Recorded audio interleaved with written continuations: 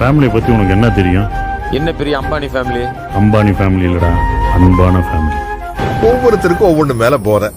எனக்கு என் குடும்பத்து மேலதான் போறேன்.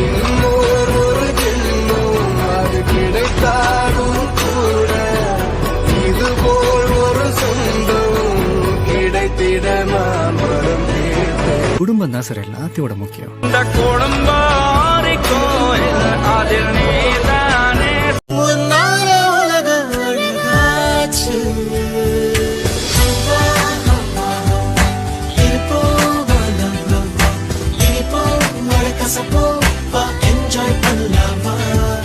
தாத்தா அடிக்கடி சொல்லுவாரு, காசுலாம் அப்புறம் சேர்த்துக்கலாம், அது வரும் போகும், முதல்ல சுத்தி நல்ல மனுஷங்களை சேர்த்துக்கடா, அதான்டா சொத்துன்னு உங்களுக்கும் சொல்லியிருப்பாரு.